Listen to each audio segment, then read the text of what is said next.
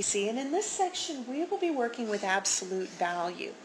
Now remember, the absolute value of a number is the distance of that number from 0 on the number line. So in example 1 we have the absolute value of positive 2. The absolute value gives the distance of that number from 0. 2 is 2 units away from 0, so the absolute value of 2 is 2. The absolute value of negative 2, here's negative 2, is also 2 units away from 0. So the absolute value of negative 2 is positive 2. The absolute value measures the distance of a number from 0. It does not matter whether the number is positive or negative. So for example, the absolute value of negative 5 would be 5. The absolute value of 1 would be 1. The absolute value of 0 would be 0. 0 is 0 units from itself. Now moving on to example 2, here we have some absolute value equations. The absolute value of x is equal to 2. Now if you think about this, you're looking for a number whose absolute value will give you 2. Now, there are actually going to be 2 answers to this. The absolute value of 2 is equal to 2. The absolute value of negative 2 is also equal to 2. So this equation actually has 2 solutions. X is equal to positive 2 and x is equal to negative 2. This next one, we have absolute value of x is equal to 3. It's the same idea. The absolute value of what numbers will give you a positive 3? The answers are x equals positive 3 and x equals negative 3. Now for this last one, the absolute value of x is equal to negative 4. There is no answer to this one. The absolute value will always return the positive value. So it is not possible for an absolute value to be negative. So here, the answer would be no solution. There is no real number whose absolute value will equal negative 4.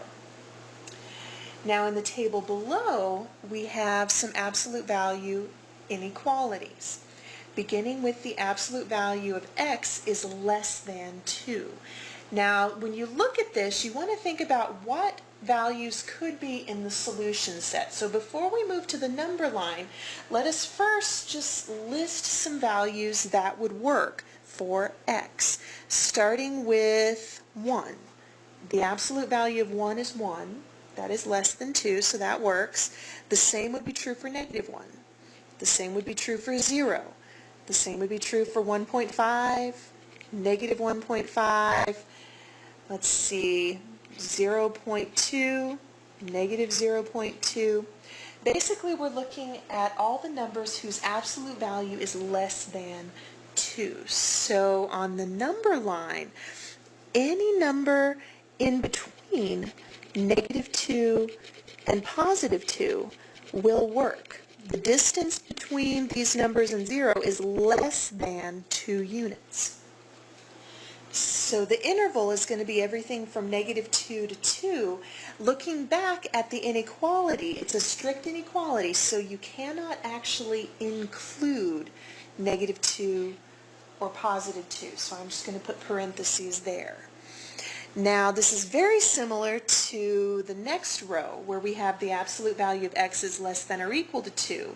Here the list is very much the same. We can have 1, we can have negative 1, we can have 0, we can have 1.5, and so on.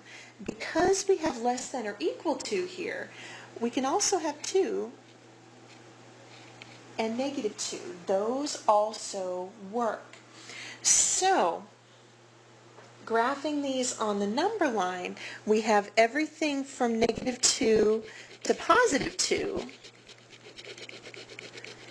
including these endpoints. Now take a look at this last one. The absolute value of x is greater than 2.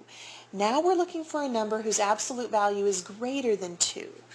thinking about this, one such number would be 5. The absolute value of 5 is 5, which is greater than 2. So that means that negative 5 would also work. Thinking of another number, how about 8? And negative 8 would also work. 3 and negative 3 would work. 2.5, negative 2.5. The more of these we list, you can see that we are describing numbers that are either greater than positive 2 or less than negative 2. We're looking for numbers who are farther away from 0 than 2 and negative 2. Now, we've got to look at the endpoints here. It is a strict inequality, so you cannot include negative 2, you cannot include positive 2. But this would be the solution set for an absolute value greater than 2.